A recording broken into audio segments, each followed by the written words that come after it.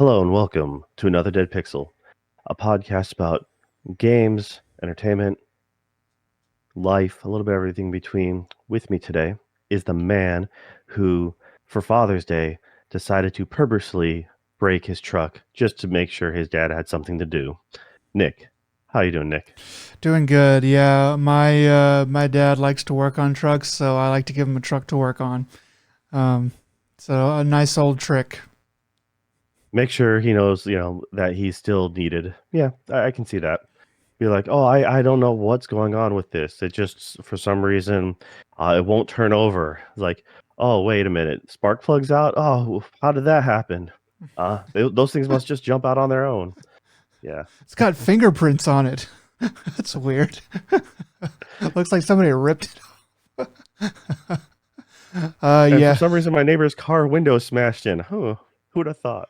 No. yeah, yeah. My dad does ask me all the time about my truck and what's going on with it. You know, this or that. I am actually supposed to go over there tomorrow and wash it because I live in an apartment complex, so it's kind of hard for me to wash it, but I can wash it in his driveway, so it's a little bit better that way. But yeah, So as he's watching you and judging how you wash, just make sure to do really big circles and miss spots so he can take it from you. Go, no, this is how you do it, and then do that a couple times, and eventually just say, "Sit down, I'll do it myself." that's That's usually usually the what best trick. happens without me trying to make it happen. So, yeah, that's probably. I do miss spots occasionally. Like, what the heck? How did I miss that? But you just got to be very patient with it. But yeah, I blame it on bad parenting. yeah, it's definitely bad parenting. I think he would admit that as well. But yeah, man, how are you doing? Doing all right, man. It's been a crazy little bit of time here.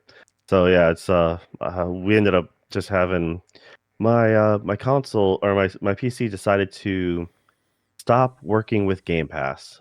No idea why. There was a Windows update, little minor thing, and then when I rebooted, it was trying to get me to sign into Windows 11. I turned it down, and for some reason after that, the games library in a Game Pass was just app was not showing. All my games are still loaded. I can see them on my hard drive. Every time I try opening it up, there's an error of some sort. And then when you click on the link for the error, it brings you to here's our commonly asked questions, not an actual problem to the code number that our error gives you. I'm like, Yeah, okay. And I'm looking it up, and people are like, just sign out, sign back in, reload the thing. So I've done that multiple times. Make sure your Microsoft Store account and your Game Pass account are both signed into the same uh, same user. And I'm like, yeah, there's only one. I only have the one email for the both of them. I'm not, I've kept that all pretty streamlined.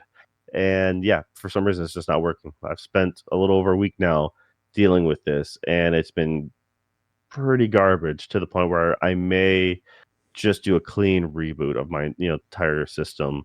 It's only a terabyte hard drive, so and it's not full. So I might just, rip off everything I can, uh, and then just do a fresh reload of everything. I also need to do some updates to my motherboard anyways.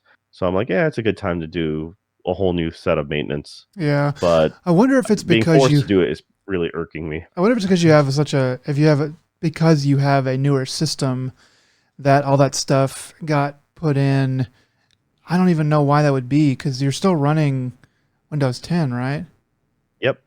It just every for some, it's constantly trying to get me to update to 11. I know, I but keep on telling it no. like I don't have that problem. I don't have the same problems that you do, but my system is much older. I just wonder like why it would really matter because it's still the same operating system, it's still Windows 10. Um, it's just like older motherboards, older all that stuff. Would that really have an effect on it? It shouldn't. Honestly, the BIOS setting, or my the actual motherboard version shouldn't matter.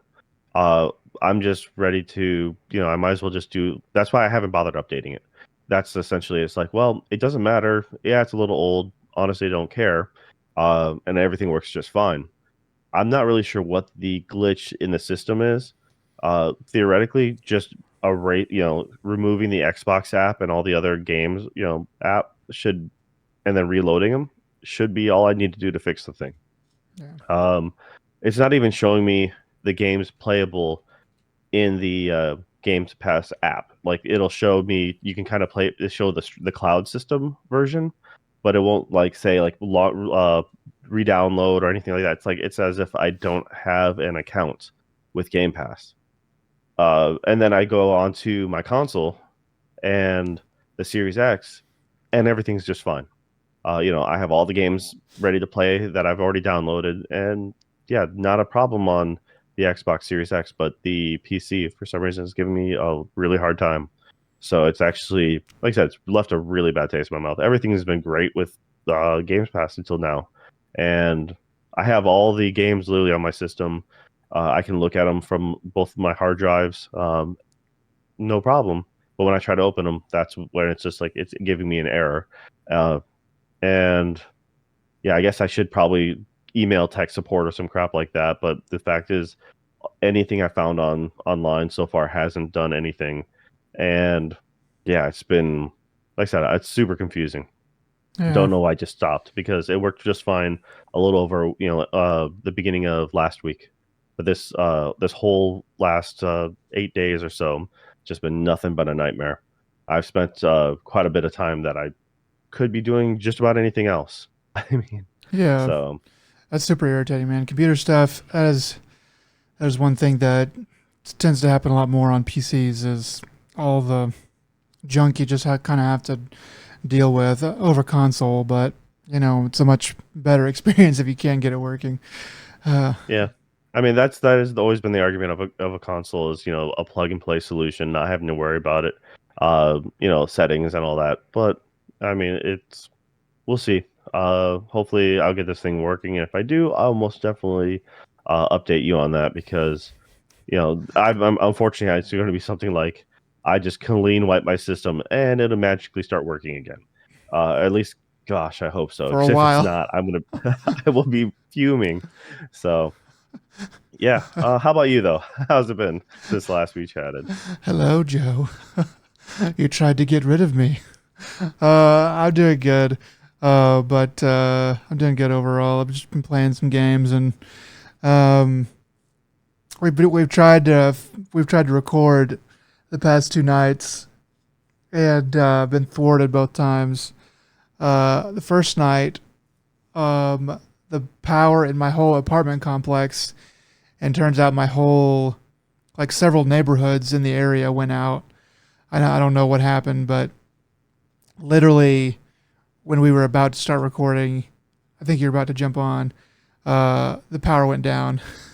And I was like, what? And it was one of those things where it goes down and it's like about 5 seconds and you're like, okay, it's like really down. It's not like gonna just blink or something or kick back on in a second. It's like down for sure. Um, and so that was, so it got hot in here pretty quick. So I just went to my parents and slept on their couch. And yeah, and then last night, um, thunderstorms caused the power to blink over and over again. Finally, the internet went down. We just decided to call it again. But now we're here. Now we've made it. We're ready to talk about the new games that we have seen previews for, of which there are many. Yeah. So since we've last recorded, there's been Summer Game Fest, and then mostly the Microsoft Direct. Ubisoft did their own thing, and there's Day of the Devs. Um, I didn't really pay much attention to those two, just because I don't know. I just kind of stopped really, paying attention to Day of the Devs for a long time now. Not any animosity or anything like that. Just for some reason, it just kind of became not my thing.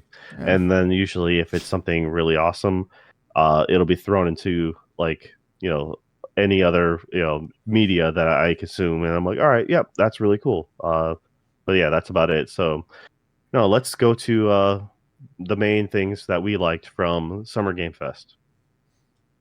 All right. So, kicking off is The Prince of Persia, The Lost Crown. And that one, is a neat little throwback kind of to the original Prince of Persia, being a side scroller action adventure. And Oh yeah, okay. yeah, it looks really nice. The idea of the prince being kidnapped and you being essentially a guard, and it looks like you might be able to be. They talk about being a group, but they only show really the action of one singular character. So I'm not sure if they're going to be switching it off between the others. And I believe they're supposed to be immortals to boot, which would probably explain like if they do the rewinding time power, then that would explain that because if you die or if you're able to rewind, then people just think you're immortal. So, or that also is an easy way to write off. And they literally died and then they respawned because whenever games have an in lore reason for that, it's always been pretty fun, like Hades and stuff like that. You're like, okay, yep, I died. Or was that the Mummy of all the games, the side scrolling Mummy game from that Tom Cruise failed movie. Oh That side yeah. scroller Metrovania game was pretty great, and I'm pretty sure the write off was, yeah, you're a clone. You're not actually the same character, but you're same Yeah. but different. I'm like, all right, that's cool. You're expendable, like sheep number 425, and now you're sheep number 426. That at least So lets you kind of I don't know, suspend disbelief a little bit better, uh, instead of just expecting you to just go with it, you know. But yeah, this Prince of Persia game looks kind of cool. Um, Kind of return to the old way of doing it. Maybe the idea behind having like a party or something is it's going to be added in later or something like that. Maybe they've laid the groundwork and they just need to kind of get the main game out and then add in some other stuff. But it'll be cool if there can be more, I don't know, group style play or different things added in like that. yeah, it kind of reminded me of when they did the Assassin's Creed Chronicles, because they did a few different locations, China, Russia, and I think a few others. Oh yeah. Um, so something like that could even be done, like, one game with one character and another game with another, and it being played, even though it being like similar in style, playing very differently, because of that. In the old days, you might actually have like an unlockable character, and then you'd be able to play through the whole game as the new character playing completely different. But that would be asking for too much because that would be for free, and we all know that it'd have to at least be paid content. So, but I'm curious what they're going to do with it. Nonetheless, this it does look very good, and it looks like it'd be fun. So, preferably not too long. Yeah. So, but you mentioned having a throwback look, and throwing back as well as the new Mortal Kombat One they talked about. Yep. Yeah, so it looks amazing. But Mortal Kombat's been looking really good for a long time now, so it's always a fun showcase. They have quite the whole point of it being one now is they rebooted the timeline, uh, and so now was that Liu Kang's now a fire god, and so it's all the same characters that but slightly different. Not and like Scorpion and Sub Zero are brothers now. So that's Okay. kind of like just it's a fun way to play with all the familiar faces, but make them different. You got the big gameplay change is the cameos, which at first I thought it was just a tag team game, and I'm like, oh, that's actually kind of neat, just having a tag team. But they're not actually going to be able to fully switch out. They're just your cameo character is just a assist essentially to either help with combos or just a single attack, and they're on like a cooldown timer for you to use. And yeah, that looks pretty exciting. I I have a fondness for Mortal Kombat, but I'm not very good at it. Even when I was a kid, it's just those.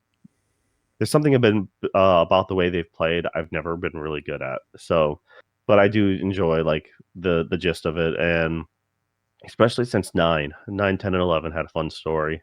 So I'm pretty sure a lot of people are just going to be very interested to see how they play out since they're rebooting the whole thing.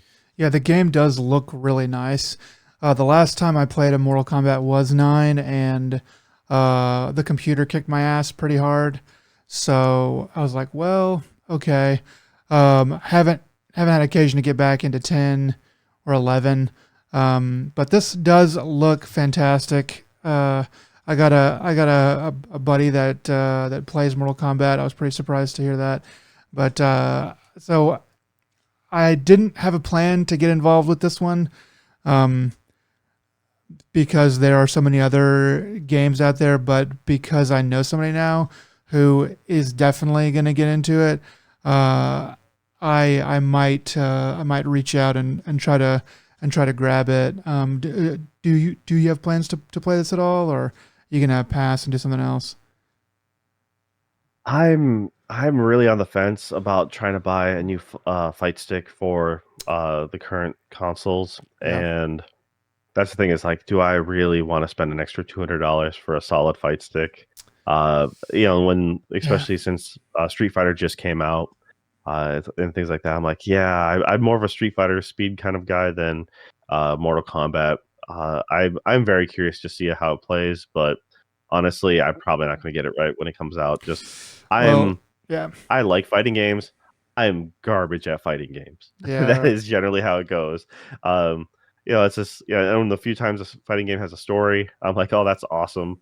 I think the last fighting game I got was Dengenki Bunpo Fighting Climax. Yeah, I know that's a weird title. It is literally like the Sword Art comic, the magazine that it comes in. yeah, It's like the characters from that magazine company put into a fighting game, and that was like the last time I was actually excited, like super excited, and tried getting into a fighting game like competitively, I guess. right. And I was in Japan. I was kind of like in the zeitgeist of the moment, and man, did I get crushed in the arcades! But it was a lot of fun. Uh, Yeah, yeah. I mean, when the barrier to entry is like because you know that there is fight sticks out there and stuff, and you know that you're kind of just better with a fight stick. Most people, some people not, but most people are just better with a fight stick. You want to get a good one. It's kind of like you're talking about $200, for a pretty dang good one, and then the game, and then also like playing fighting games. It's a lot more like going to the gym than playing a video game to me because you're like, okay, I gotta get in the ring, I gotta get in the practice, the training room, and kind of get my combos off, get warmed up, and then you go like fight the computer a bit, and then you go and fight somebody like in the arena, and it's just like there's a lot more to it than just like turning it on and going. So it's a bit much to get into, but I don't know. Whenever the Mortal Kombat comes out, we'll see how much I can stick with it yeah, I mean, it's good on you for giving it a shot. Yeah, like I if said, I do. I'm generally into a lot of fighting games for like the first couple weeks, and then I have to bounce because Yeah, that's the only time I'm viable. Like as a competitor, like an actual competitor is like right when it comes out, and if I come in too late, if it's been a month, then I'm like, no, no, dude, anyone I go against online is just gonna crush me. That's at least how I feel. That's why a lot of the newer like anime fighters or like arc system games, they've been really good about uh barrier to entry and combo systems, stuff like that. Dragon Ball Z Fighters, and like even the new Guilty Gear was like a little bit more forgiving, for newbies. But then they had a lot more complexity that I just can't grasp. yeah, But it's one of those things that also I don't have the time to dedicate. And you're right, it's like going to the gym. It is literally a skill set you're learning, and I would love to do a long term like session of just like see how long it takes me to get good. But I'm like, that's a lot of time I just don't have to dedicate. So, yeah. It has to be kind of your only thing for a while. and then what you do is you spend all that time, and then you can boil it down to like a 45-second montage, and then just wind up with you losing in the end. So, Yeah, yeah, that's at least that's how I feel. But oh, dude, Mortal Kombat 1, those fatalities looked pretty awesome, and over the top. And I'm just really curious to see how they're redoing the stories for all the characters. And so that's actually, as weird as it is, I'm all about the old stories, and Street Fighter was that way too. Street Fighter 2, like those characters had some stories. Most of it was in the booklet that came with the game, but they actually had a story. And that's what I always remembered from them, was just like, why are these people all together, and what's their deal? And so yeah, but it looks amazing. It should be fun. And yeah, so the next game I'm going to talk about, very little, is Witchfire. Uh, it's essentially a first-person shooter, uh, done by was it the astronauts? Some lineage of was it one of the creators was from, I think, People May Fly, or am I getting that one confused? No, I'm getting that one mixed up with a different game. But the they have a lineage of, was it a lot of old shooters as well. Some of the like more hardcore shooters, and the weird one though that I know them from is the Vanishing of Ethan Carter. Like, you know, just walking around, looking at scenery, and picking up a story. I'm like, so it's kind of weird that they touted that. I mean, you can tout that because graphically it looked awesome, but to connect that to your shooting game is is pretty unique. I'm like, that is not the angle that I would go for when it comes to that. But no, just, like I said, if you want a fast pace action shooting game, then yeah, that seems to fit this mold pretty well. So I'm like, you know what, I would be interested in checking it out, but I was more interested in the fact that um, Ethan Carter, which was a game that I really liked. I've played and beaten it multiple times. Just the story was a lot of fun to figure out. There's just a lot of hidden things, but it was also a short enough experience to really enjoy it. So yeah, if you haven't played that one, and if you have just a few hours to kill, totally give it a shot. Uh, but a decent shooter that I am looking forward to, and I actually like the original, is Remnant.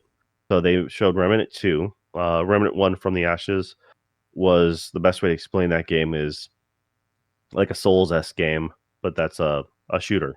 And it had the sound design in that one I really liked. I felt like the shotgun and a lot of the weapons had a really good feel to them, and that really made the game a lot of fun. It was multiplayer, and being able to play that kind of game, fighting big monsters with your friends, and having a really dreary, like unique setting. Not a lot of, unfortunately, not a lot of spoken story, just a lot of like text logs. So that was the only like downfall about it. As it was very much it felt like a new Kickstart game that you didn't get really, like it's a first project. So actually, the sequel I'm expecting a lot from. I think you can do 3, maybe 4 players, but I knew the old one you can at least do 3. So Remnant 2 should be a lot of fun. I'm looking forward to that one. Uh, and then they had some other ones that just caught my, like, I didn't realize this. I know they mentioned it before, but Lies of P. I had no idea it had to do anything with Pinocchio. I just remember when they first announced that game, and I'm like, okay, that looked dumb, and then I moved on. Yeah. Uh, I mean, the action it looks all right. It looks like they're trying hard to make something out of this story. But I mean, it's sort of just like what are we doing here? I don't know.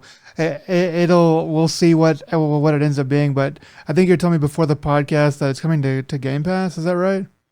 yeah, I'm pretty sure I saw it was coming to Game Pass, and I was just like, really? Okay, well, I mean, it kind of reminds me of like, I don't know, a weird Japanese take off of a grim fairy tale or something like that, you know? It's like, that's kind of like, let's imagine that, grim fairy tale of a Pinocchio, but then let's make it a Japanese version of that and do our own little thing. And I'm like, all right, well, I I don't know if I don't know if I'm more interested or less interested now that I know it has to do with Pinocchio. It's like, so yeah, I was surprised about that. And I was like, you know what, but it does look neat. So it's one to I'll take a look at later. One to watch Uh, for. but talking about looking neat would be Sandland. And that one, the big claim to fame is Akira Toriyama, the art director for the guy who created the characters for Dragon Ball Z or Dragon Ball series. Mhm. Uh, it's funny because the font to this is totally Blue Dragon, which was the RPG for Xbox 360, using the same character designs. And yeah, I'm like, I'm not 100% sure if I actually like this one. Like, I'm a huge fan of of his art, but you're playing it as this little demon or something like that, this little imp, troublemaker, and uh, just going around. The vehicle designs and stuff like that, and monster designs were always really fun. Even like in the Dragon Ball comics, like you just see like single page artwork of the main characters in just casual clothes riding his weird version of a motorcycle or a flying car. And that was always a lot of fun just because I was more interested in that world than necessarily the exact adventure they were on at the time. And it kind of, to have that, art direction, I'm like, it'll be neat. And I think it'll be pretty whimsical and fun. Uh, so it's, but once again, when it comes to something like that, I'm afraid it's going to be like a JRPG length style game. And I'm like, I can't afford that. Yeah, I you don't have can't enough afford the time in time my sink day. into that. Yeah. Yeah, but it looks good, and it'll probably hold up for a long time to come afterwards. So Yeah, it looks like it might be kind of interesting. I think the IP being a little bit unknown might hamper it a bit, but I think those games like Dragon Quest and stuff have a pretty hardcore following, so it makes sense that it would be able to do pretty well. But we'll just have to see. yeah, for sure. So the next one up on the list that I was pretty interested in, I've mentioned it before. I'm a huge fan of Alan Wake, and Alan Wake 2. They did more of a dive inside that game. Sam Lake came on stage. He's the original um, Max Payne, character model essentially, and he's made cameo appearances in pretty much a lot of the other games, if not all of them. The and he's coming back as one of the FBI agents, which is kind of funny because I'm pretty sure in Alan Wake 1 is the he plays like the character of Max Payne in there, but it's not Max Payne, but I forget the detective in the series, because Alan Wake writes a book series of a cop, going on his like dark adventure, and essentially they couldn't say it was Max Payne, but they were talking about Max Payne, Hmm. and they did a TV interview that's on one of the TV screens in the background, and they're like, oh yeah, if you look really close, like, yep, that's Sam Lake right there. So for him to be now like on the screen and then as a character and as an FBI agent, they're like, all right, that's that. I wonder if they'll make any reference to that, but I doubt it. It's just more like one of those weird things that most people won't notice. Yeah, Uh, it's a nod to the hardcore fans. the what one of the things they did talk about, which they may have mentioned before, but I usually keep myself pretty in the dark a lot about the things I do like, only for the fact that I like to be surprised. Is this game is actually going to be? Oh, I knew there was going to be two playable characters, but the way you can play between the two characters, essentially, it's he explained it as being like 50-50.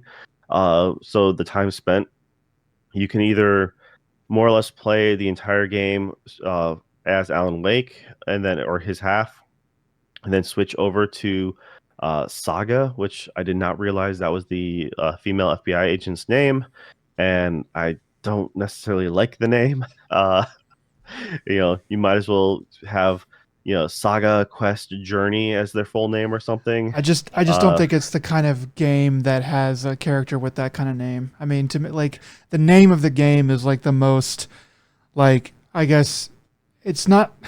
It's just a regular name, Alan Wake. Okay, so maybe his partner should be named like Kate Sleep or something like that. I don't know. But something more normal. I said like Jessica Smith, something like that. Just it's not about oh I don't know. You're right. The name Saga, it's just distracting. It's like what are we doing here? Why is this? Why is her yeah, name Saga? Okay. I mean, once again, it seems like it'd be something going on the line of a quest or a journey or something, but it feels a little too forced. Alan Wake, the Wake part could also be the fact that it's like being in a nightmare and then trying to wake up from your dream. Yeah. So there's that twist or pun to it. Maybe Um, her name has something to do and with something like that too. yeah, so I figured like it's uh, probably not reaching too far. And but yeah, you can switch between the two, between Alan Wake's story and Saga. I think her last name's Anderson, So, or you can switch during, like just kind of. They didn't quite explain how often you can switch. So not necessarily like it's Grand Theft Auto, 5, just being able to switch at any given point, Right. but they'll be at least the way it seems like is certain chapter points at minimum that you'd be able to switch back and forth, or you can just play the entire thing as one and then switch to the other. Ah, So interesting. That's kind of I'm cool. That I'm has a bit of a Resident Evil 1 and 2 vibe to that. Yeah, I'm also looking at this. They showed some gameplay um, of essentially Sagas being, in Bright Falls, investigating murders and trying to figure out what's going on. They don't really mention too much of what's happening to Alan Wake. He is currently he's more in a city-esque environment. So I'm curious if they're going to actually incorporate any of the things from American Nightmare, as attached to it.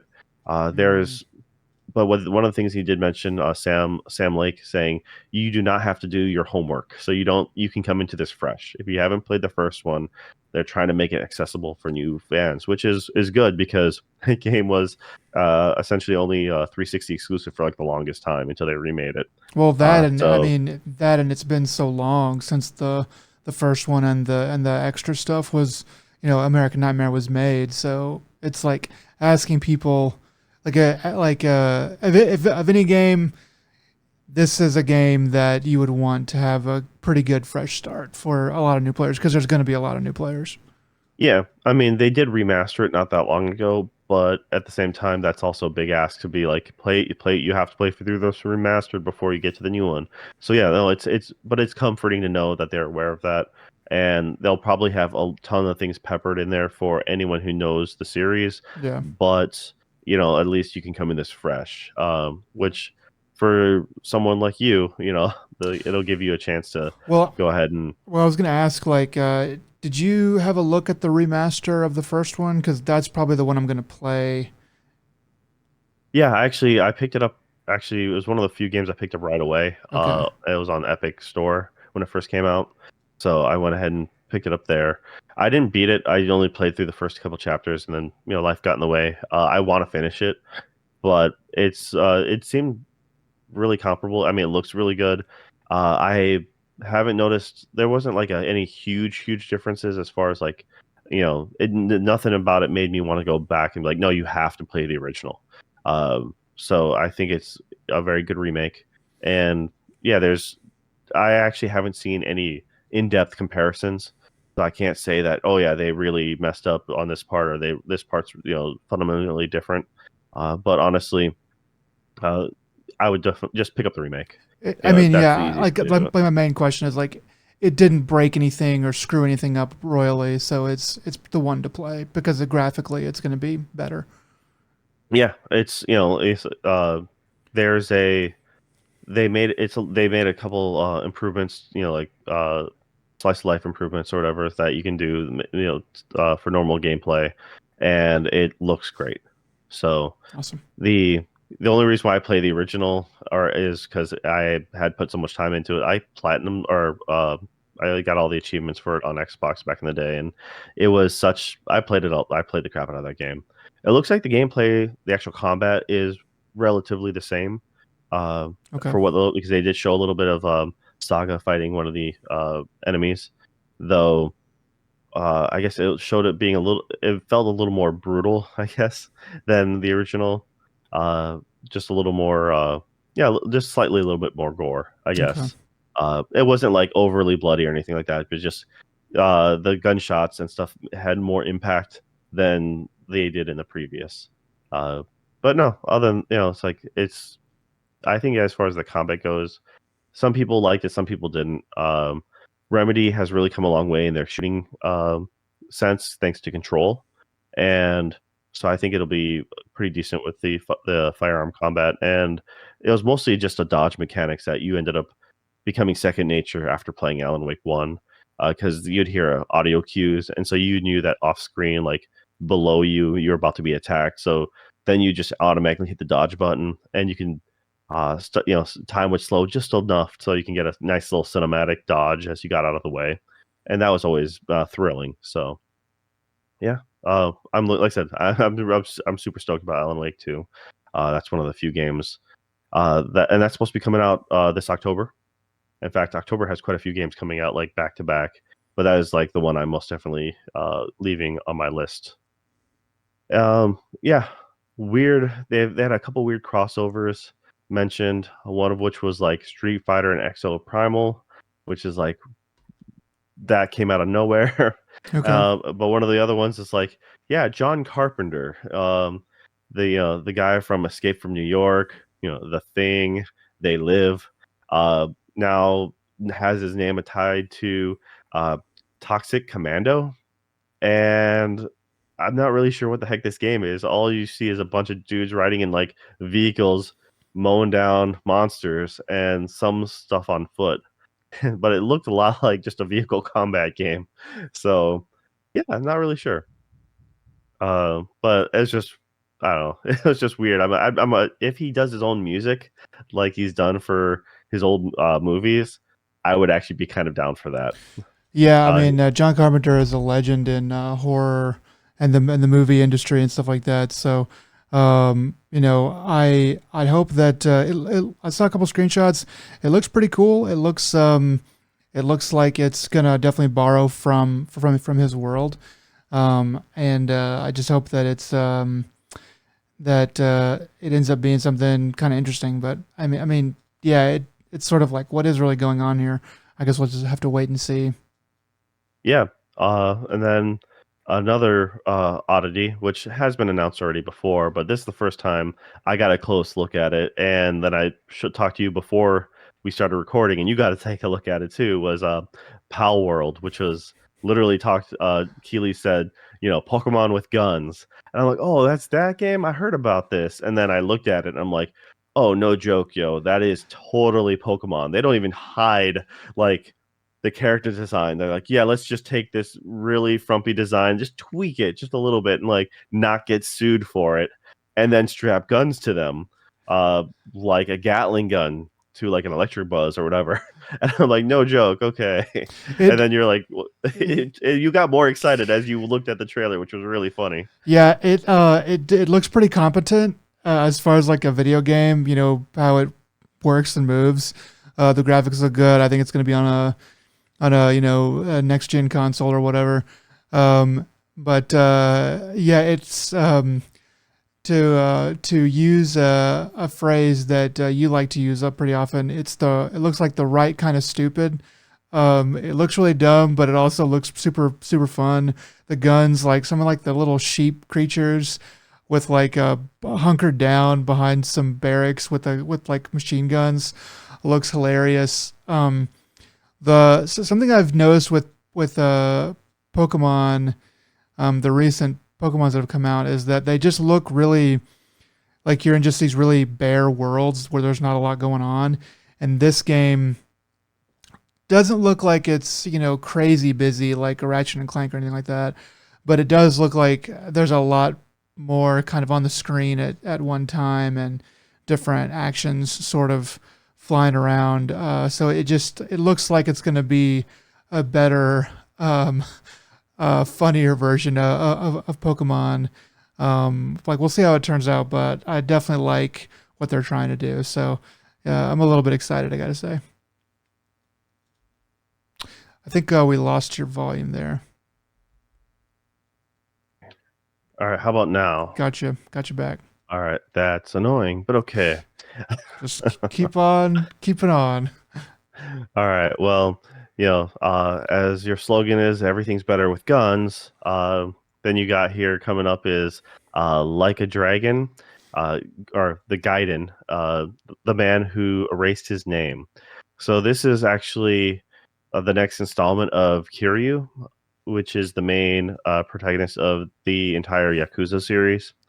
And so from 0 to I think it was 6, or was there 7? Shoot, I can't remember now. Uh, but they, 6 plus they ended 0. up, Yeah. Go yeah. ahead. Go ahead. Yeah. So this is it was a straight up, if anyone likes the old school Yakuza games, this is following that format. Later on, they introduced another Yakuza game, or I'm sorry, they now renamed the series Like a Dragon. And so yeah, but no, it was just it's always fun to see that them coming out with a new one, and I'm kind of curious because the way the last game ended, uh, this like obviously they're just like we can't let this franchise die or this character, and we have to continue, uh, yeah, milking that person. So I'm curious to see where it goes because I felt like they ended it where they should have ended it, and to just go ahead and you can do the same gameplay, but just have a new protagonist. So I don't know, we'll see.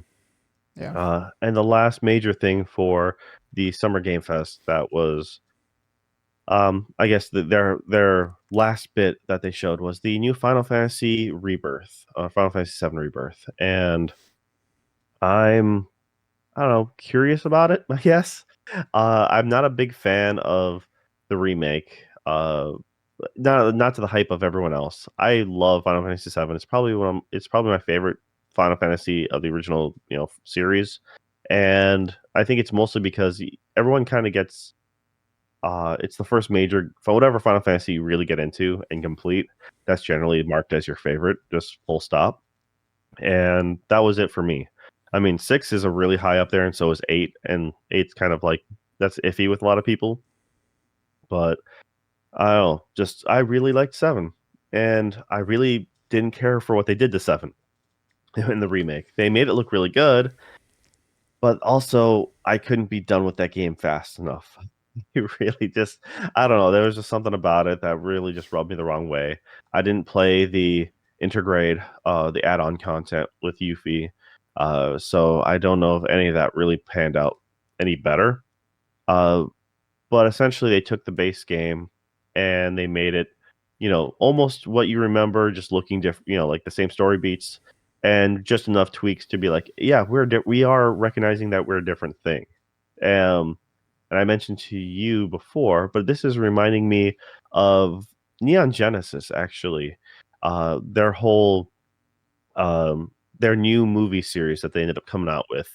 And I can't remember the name of it off the top, like the point one, You Well, Are Not Alone, yeah, that just saying. whole genre.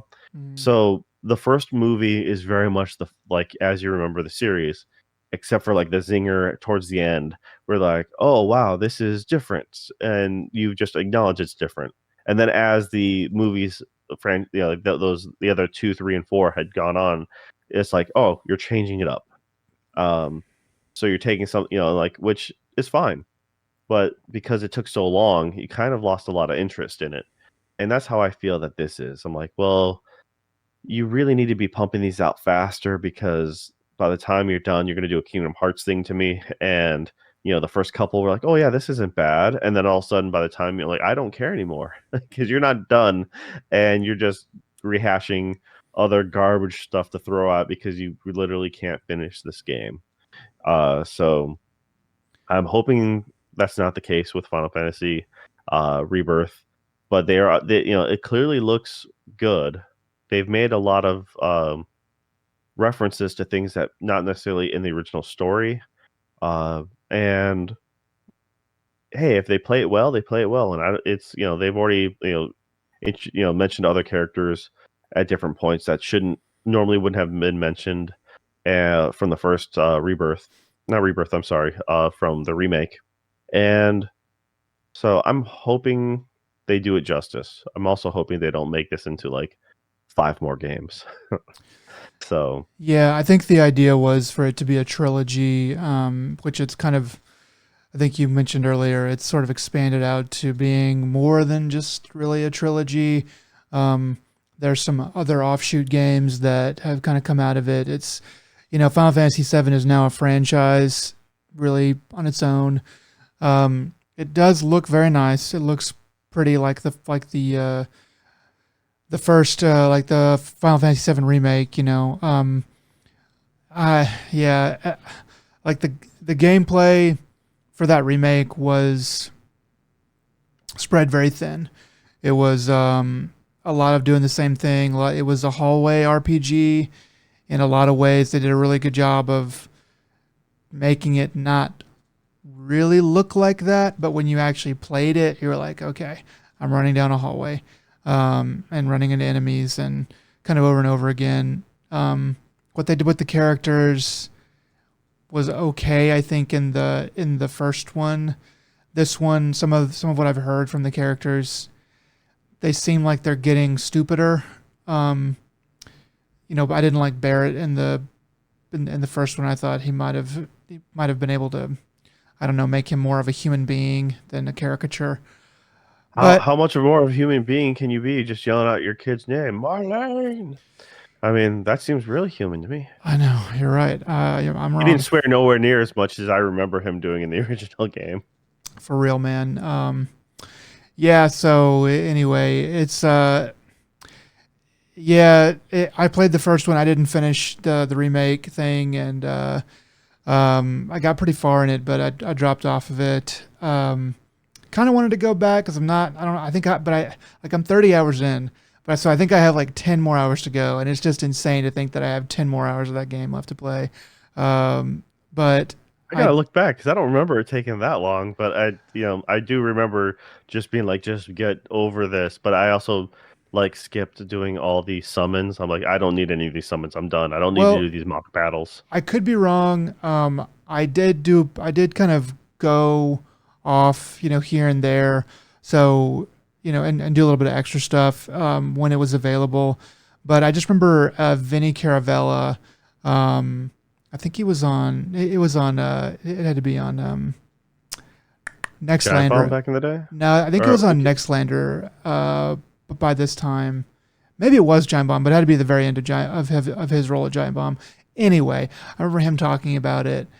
Yeah, maybe it was Giant Bomb. Yeah, him talking about it and saying like he was like 20 hours in. He was like, okay, I feel like this game's kind of wrapping up, and then like being like 40 hours in and being like, okay, I have like we are spreading this butter very thin over the toast here. But I think that's where he said it pretty much ended was around 40 hours. So I just kind of assumed that I was going to have about a 40-hour experience from it. And that's sort of, thinking about what he said, thinking about where I am and doing all that math. It seems like that is accurate, but I'd have to finish it anyway. Um, I hope that they don't spread this one out so much. I'll look at the reviews, and if they're good reviews, then I might pick it up. Maybe if it goes on, probably not right away, but eventually I might pick it up. yeah, if it's, I mean, depending on how far they go into this, I mean, you got leaving Midgar, you end up going to the port. After the port, you end up, hopefully they'll do gold saucer, everything up to gold saucer. So, and and possibly the end of, I think end of disc one was the temple, if I'm remembering correctly. It's been so long, and so Yeah, you that's got at correct. least. Yeah. So if they make it to that, that's actually plenty of content. The world opens up quite a bit, and Gold Saucer alone will be a lot of wasted time. But I always remember it fondly. So because you got the Yeah. battle arena, you got all the arcade games. Um, so yeah, the amount of time I spent in the original game just doing snowboarding is ridiculous. So, yeah, that's really. I think you're right about that, and yeah, the snowboarding stuff was really cool. Even though it was pretty badly made, it was still oddly fun. That's just my recollection of it. But something you said about the first disc. Did I see something about this game being 2 discs? Oh yeah, I believe they mentioned that, Is that or a at least joke? they show a screenshot of it being like X amount of discs. And I'm trying to remember now, but it was, yeah, it was like at the end, it was just like a screenshot or something, and saying it was available. Shoot, it's at least two. It's at least two Blu-rays or something like that. Ultra Blu-ray discs. Like, And I'm like, that's a bold claim, man. why? Like, because I mean, I thought that games, maybe Nintendo, not so much, but I thought like PlayStation games now were basically just like the disc was just a key essentially to like download. Like it's just basically like a little bit of code, a little bit of startup stuff, and then you download the rest of the game. Like, I didn't That's think not you. always the case. I mean, it's I don't essentially know. Most games are the majority of the game on disc, and then you have like had another 50% of whatever you had as a day one patch. You Okay. know, that's me exaggerating, but you usually have your day one patch. With a game like this, yeah, it's apparently so big that it's going to be on. You know, it's like on multiple. You know, I forget what the capacity size is for an Ultra Blu-ray. So you're thinking that this is, you know, it sounds like this must be like 200, like 100 plus gigs, because yeah, Jeez. because it clearly states at the end like 2 discs, which kind of brings you back to the fondness of the old Okay. JRPG. Like, dude, if it's only on 1 disc, that must not be a good RPG. But Yeah. man, this Final Fantasy like 8, that comes on 4 discs. That's crazy. This is totally your money's worth. Yeah. Yeah, That fourth disc was pretty much just like a tiny little bit, but you're right. It does give a perception of value to say the least. Yeah, the two disc is actually the most interesting thing about this game to me. Um, it actually sounds like they might have really tried to put a lot into it, but maybe they're going for a three. I mean, I always heard it's supposed to be a trilogy. Maybe they are going for that trilogy. So they're like, okay, we got to jam a bunch into this middle chapter here, so that we can have a fighting chance at making a reasonably sized third chapter and be done with it. Besides all the interstitial stuff that we're going to put out in the middle, but at least the main game is going to be that. I don't know, but anyway, that's the most interesting thing about it to me. But we'll see how it goes. yeah. All right, well, that pretty much ended the main presentation for Summer Game Fest, and then they ended up also having Microsoft Direct. Uh, you know, a lot of people making fun of it because they're not even hiding the fact that they're just copying Nintendo. You Yeah, know, with the as word an direct, yeah. I mean, how many words are there? But they probably should have picked another one besides what Nintendo is actually doing. So, yeah.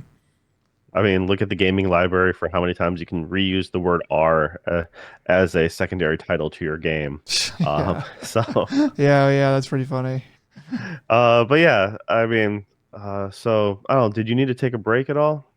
No, I think I'm good to go. Keep going on. All right, sure. All right, uh, so this Microsoft Direct, one of the first things they kick it off with is a decent thing of Fable, which you don't know right when it starts, but it was kind of quickly easy to guess. You're like, wait a minute, this is, you know, a fantasy setting, kind of a snarky character, and then they punt a chicken, and you're like, okay, yep, totally Fable. Um, so one of the big things takeaways for me is they had uh, Richard Ayoade. I never can pronounce his last name, and I suck at it. But he, I know him from the IT crowd, uh, and super funny guy. Just, you know, super surprising just to have him. And I'm like, wait a minute, no, that's him totally. Like, it was really interesting. And then, uh, for the trailer to play out and him to all of a sudden be the giant from, like, you know, Jack and the Beanstalk essentially, and fighting your player character or the hero character. Uh, I'm like, all right, that's kind of a neat concept for you to be able to scale that well and with these level of graphics, because the way they make him look is super amazing. It's just like that is a really good job of having the character modeling. And you know, honestly, the Fable games are hit and miss with a lot of people. Um, their humor was very.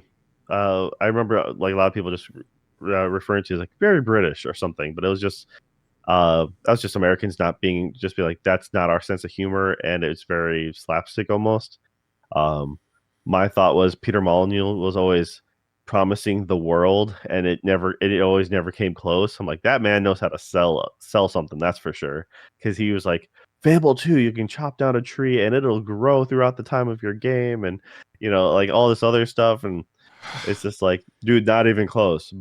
But it was still a fun game where you can be comically evil if you wanted to, and do all sorts of stupid stuff. It was ambitious, and it was pretty lighthearted. Yeah. So I never got into 3 as much. I tried to, but essentially, one was a rough start but fun. Two was probably the peak of my enjoyment, and three I just like okay, it feels more like a continuation of two. So I just couldn't really get into it. And like I said, it looks good. Uh, it'll be interesting to see how it comes out. And I'm hoping they do more multiplayer stuff like they have in the past because that might be more entertaining.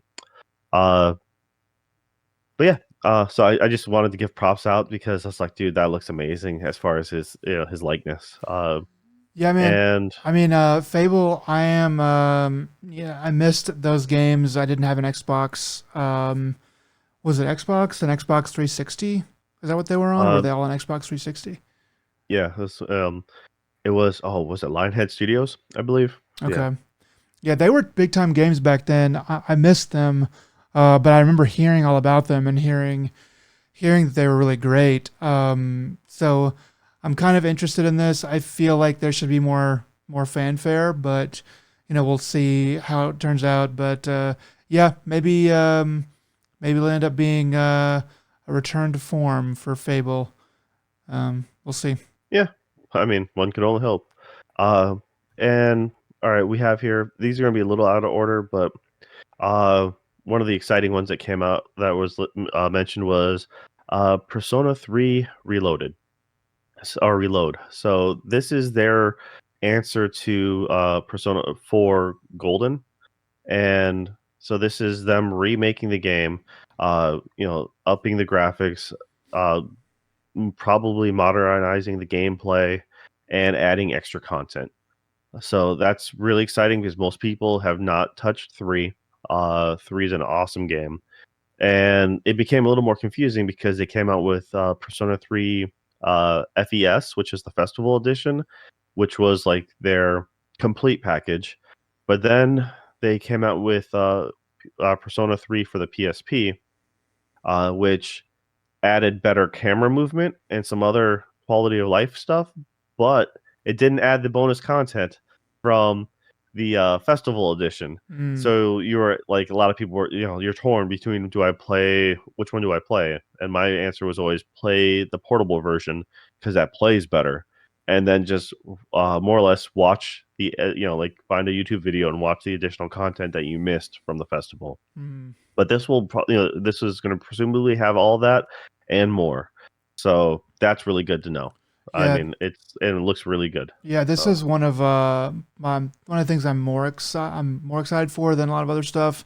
Persona 3, I've always heard is really good, but it's what I've heard is that it's kind of inscrutable. It is a big game. I think it's like a 100-hour game or something like that. It's a bit harder to get into. It's more along the gosh, what's their other game series? The one that Persona is a offshoot from. you mean the Shimigami Yeah, series? yeah. I've heard it's a little bit closer to the Shin Megami Tensei um, ethos, the way that they kind of ran those games. It's different, obviously, but it's a little bit tougher, like those. That and it being on an older console, being an older game. I didn't really know how to / want to go through the effort of getting into it. So I'm actually really excited for them to make this remake. I'm hoping it does look really nice. I'm hoping that it plays well. I'm hoping it plays like the old one, but just revamped and upgraded. And I will probably I'm gonna look at this a little bit more and see how it goes. See how the trailers come out and stuff. But it does look like something that I'll want to jump into probably straight away. Was there a release date for this, or do we know anything about that? I didn't catch it if they did mention it. So I'm not sure about that yet, to be honest. But yeah, for sure, the Persona 3 was still on the darker side of things because Persona 4 was noticeably lighter heart, more lighthearted than any of the others. S- well, Persona 1, 2, and 3 were still originally classified as Shin Megami Tensei was like a part of the name, kind Right. of like you'd see a Sid Meier's, so and so. So you'd still have that. There was two versions of Persona 2. One ended the timeline and one rebooted the timeline. So that was that whole series was really dark and really weird. And the that one was actually essentially a dark version of Pokemon as well. Mm. You would essentially capture these Persona monsters and battle using them. But yeah, Persona 3 I think did a lot of things right that really became staples in the series, and that's like the character interactions really at their peak, being able to influence like friendships and stuff like that, and having those the school life choices. They were never as pronounced in the originals. So 3 is where it became like good, and like I mean, there was the older games though people like to try to play them. They are what they are, which is a PS1 rough game. And Shimigami games were always very hard, like lengthy dungeon crawler. Traditionally, you get to a point where like, yeah, I'm doing pretty good. Now I'm at a boss, which I will now have to spend the next 10 hours plus grinding to finally get up to speed. And that's usually where all the other games lost me. The digital devil summoner games, stuff like that. So, but Persona 3 was very playable, very fun. And yeah, it's just it's solid. So totally give that a shot. I did Uh do a quick Google search, and it looks like this Persona 3 reload is planned for early 2024. So what they've shown here is, they still have pretty good amount of work to do, at least 6 months probably before they're really ready to be done with it. But hopefully it'll be that first quarter of 24, and we'll get a nice early 24 surprise, or early 24 game. So anyway, but yeah, that it looks pretty good. I'm excited for it. yeah, for sure, man. And then there's one of the games I was actually kind of surprised with is 33 Mortals. Now, this is looking at it, you can tell instantly that this is a Thunder Lotus game. They did the one that I remember them doing is Jotun. So this look, if you've seen this, you're like, okay, totally, it's Jotun. I think they did Thunder as well, which was like a Metroidvania style game, very unique art style. And the most recent game is Spiritfarer, which is very different for them as far as also amazing art, but it's not the same gameplay. But so this is like if you took Jotun and added 32 more players on the field, so it's like a 33 player co-op game, and you're running through the stage like gauntlet style and fighting giant bosses, and it's going to be chaotic mess, but it looks like it'd be a heck of a lot of fun. So like I didn't think I was going to be surprised by something like this, and I super am. Jotun was an amazing game. That was like just a series of boss battles, but it was very unique at the time, especially at the time. So I didn't know if you got a chance to look at this one at all, Nick. Now, I just looked at some of the screenshots, and it looks pretty cool. It looks like I like the art style, and the stylization of it. Yeah, it's coming from a unique studio, to say the least. Um, it looks like it could be good. It also looks like it might be difficult to pull off. But we will just have to see. But I think it's definitely one to keep an eye on, and one of the more notable ones on here. It's I'm not as excited about it as I am about Persona, but I will be checking this out whenever it comes around. Yeah, very different game. I'm just curious how much the difficulty will scale if you do have a full roster of 33 people playing it, opposed to just trying to solo this game. Because that's, like I said, Jotun was an amazingly difficult game where you had to learn boss patterns and stuff, but it was also beautifully done. And yeah, so all right, 33 Immortals. Hopefully we might get a chance to check that out when it does come out. The next game that we have listed here that we liked was another. It's a sequel, but it's Like a Dragon. Infinite Wealth. So this is a uh, this is a sequel to uh, the last game that came, their most newest game, which I'm drawing a blank on their suffix.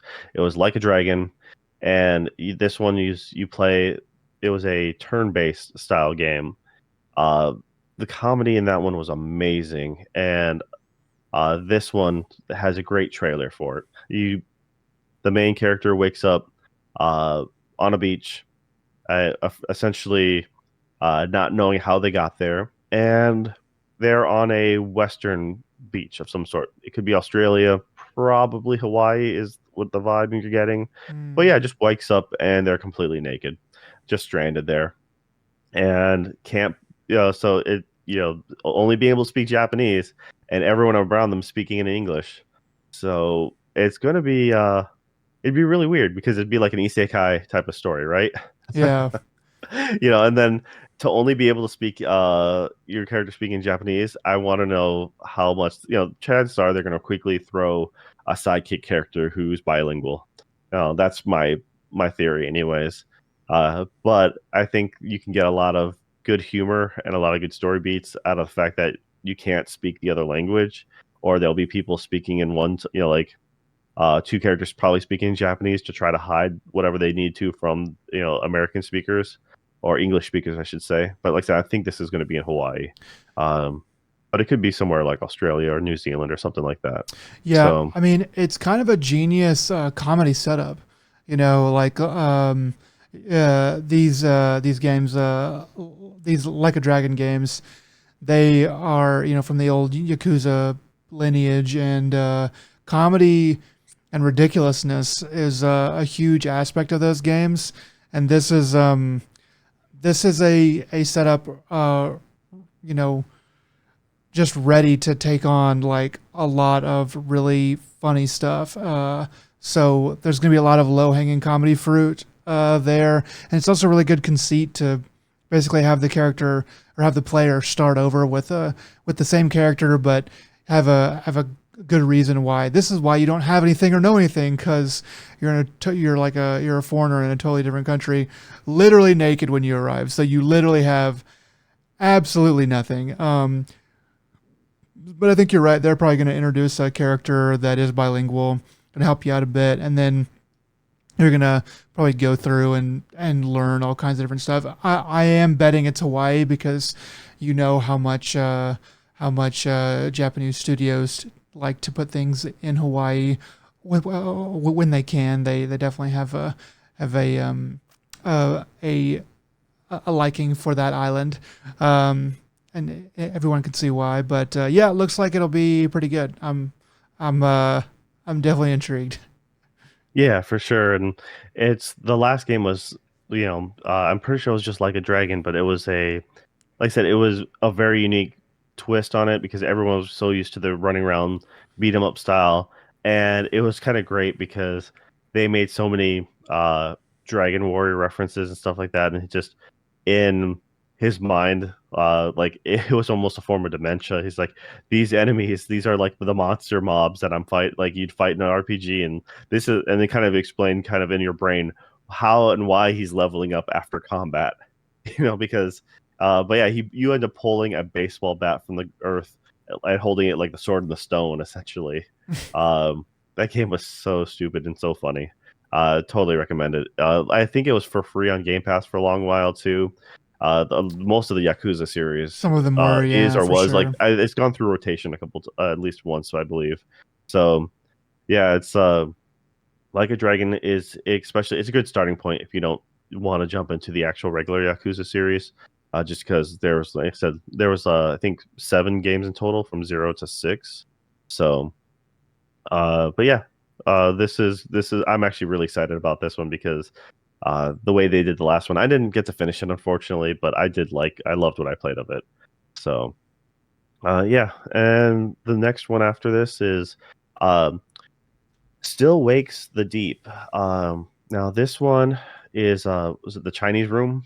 They did uh Dear Esther, and this is just like you're on a abandoned oil tanker walking around, and it's just a very creepy ambiance, like very much as of that old game. So you end up just having that, uh, if you like a walking adventure, something a little more creepy and horror. Like who knows? They didn't show anything else, anything too threatening, but they did get the vibe right, and it looks good. So not much else to say about that. Um, Now I thought this was stupid. This next one I'm talking. This was a metaphor Fantasio. Fantazio. Yeah, it's just I thought they just put this on there just to make Jeff Keighley say this. Yeah. But it's by the same it's like the Atlas team, the guys who make Persona and Shin Megami games. Hmm. So this is their new thing. And I'm like, it looks good, but I like their art style for most of their stuff. But at the same time, I'm just like, man, you couldn't come out with a normal name. Like, Yeah. I uh, mean, like the main title metaphor. That's cool. It can mean, at least it's kind of a normal word. And it's like, well, what are they really trying to go for there? But the ReFantazio, just it's like, okay, what the heck? It doesn't sound, it just kind of sounds silly. But yeah, this game again, it has a pretty cool look to it. I don't know really too much about it, but it might be all right if it's in the Shin Megami line. It might be a little bit more difficult. The Shin Megami 5 I heard was really good, but also really hard to get into and very long. So this is what I'll be watching, but I'm also kind of going to be cautiously optimistic about it because I need to see a bit more about what they're trying to do here. yeah. I mean, that's really about it on that one. And like I said, I just think they wanted to have Keeley say that out loud. Because it was just like that's not a natural, there's no normal way to say that in normal conversation. Uh, Nope. but he pulled it off pretty monotone, which was kind of fun. Then there's Towerborne, which just looking at this, like, okay, multiplayer co-op game, reminded me of Dragon's Crown a whole lot. Just side scroller, kind of magical beat 'em up kind of style game. I'm like, there's nothing wrong with those kind of games, and especially if they're done well, look forward to it. There's the next one that really caught my eye was Clockwork Revolution, which looking at it, I'm like, is this just Bioshock? And then I'm like, wait, someone's making a new Bioshock? Oh no, this is just copying it. Okay, roger that. Or heavily inspired by. So most, actually Bioshock Infinite is where it'd be closest inspired by, and Yeah. yeah, it could be really interesting. It has to do with they have a little bit of time jumping, like so some time travel elements, messing with the past changes the future kind of thing. Like, okay, um, didn't look anything too special, but just having that really unique theme, and if they can do a Bioshock thing and do it well, then good on them. Because I really did like Infinite. Combat was subpar, but the story was a lot of fun, and the world building was like really cool to get into. Yeah, the steampunk aspects of this game look kind of cool, but you're right, it does feel like a BioShock, like it's borrowing heavily from BioShock. But I mean, if the story is really good, which I think BioShock games really um, were known for, if they can make the story good for this, then maybe they will be remembered fondly. Yeah, and so the last bit was like a big chunk of this was their Starfield presentation, and they did a pretty big deep dive. I kind of checked out at this point. I jumped in a little bit here and there just to see a little bit more about what they talked about. I didn't really know. I really wasn't too excited about anything that they were doing beforehand with Starfield, and I've just kind of kept myself out of it. But what I've seen made me at least a little more hopeful, a little more interested. And yeah, did you end up watching the entire thing of the Starfield? I think I watched all of the Starfield Direct portion. It wasn't particularly like long, but it was several. It was like several minutes, um, and it was a pretty good commercial for the game.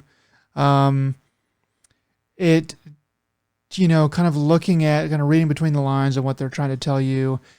It is a Bethesda game, so Dude, this was 40 minutes long. This isn't long for you. I think I must have watched something that was abbreviated then, because I think I was only about like 10 minutes that I saw. So I can't imagine stretching it out to 40 minutes, but okay.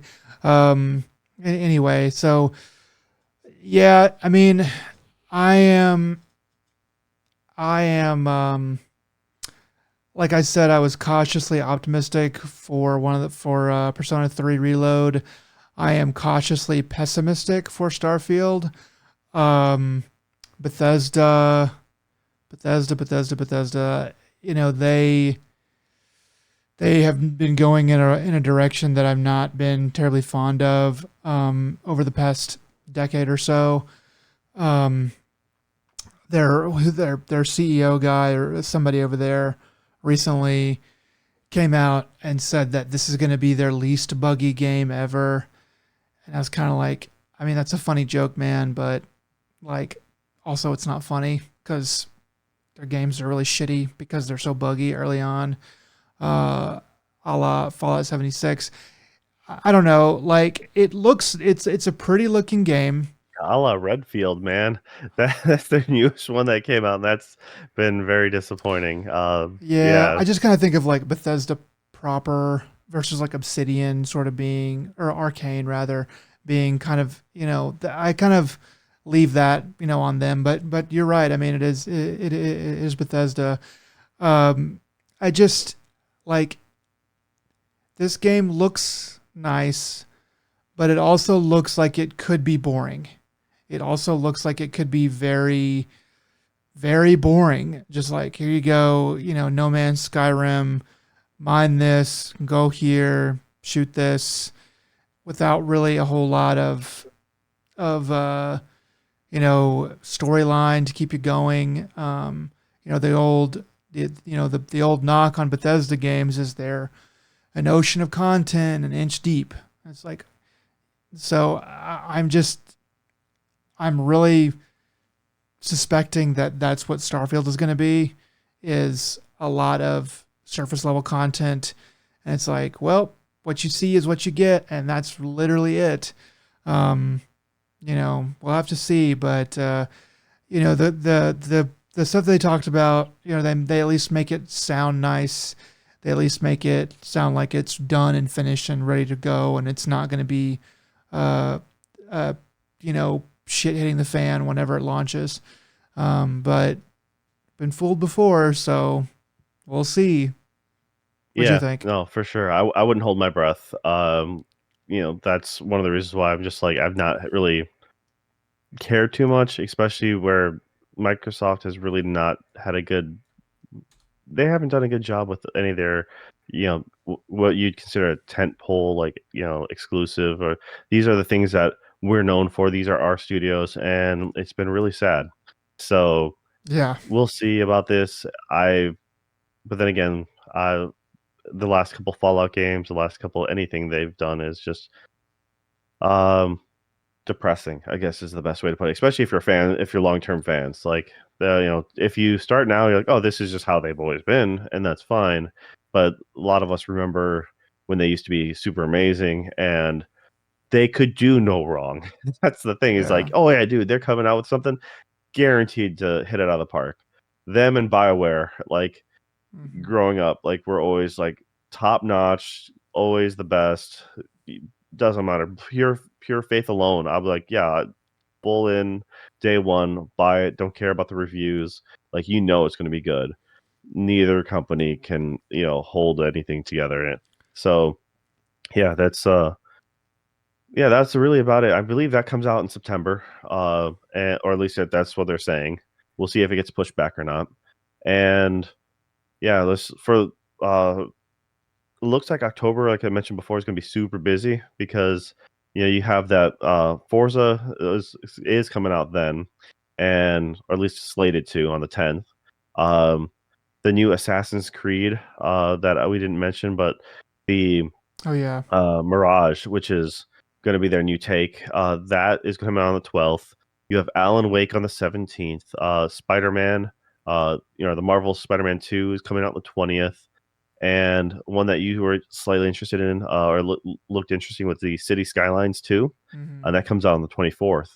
So that's a lot of stuff to come out in such a short time. And there's going to be more as well. But I mean, I'm super stoked about Spider-Man and Alan Wake, and those come out within 3 days of each other. So, Yeah, you gotta choose your children there. I think Alan Wake, you're hands gonna down. choose. I love me some Spider-Man, but like Alan Wake, this is not even a question. Yeah, yeah. I figured you'd pick that one. uh, yeah, that's true. There's a lot of games coming out, and it's gonna be fun. But yeah, I'm sure that we're gonna get. And you're right. There's gonna be a lot more. That's even gonna be um, surprises, things like that, gems. It's gonna be a fun year, I think. Yeah. All right. Well, we're just going to cut it here because this has gone long enough. And if you made it this far, thanks. We appreciate it. This has been episode 46 of Another Dead Pixel. My name's Joe, and I'm here with. Thank you very much for staying with me, Nick, and not going to sleep this late at night.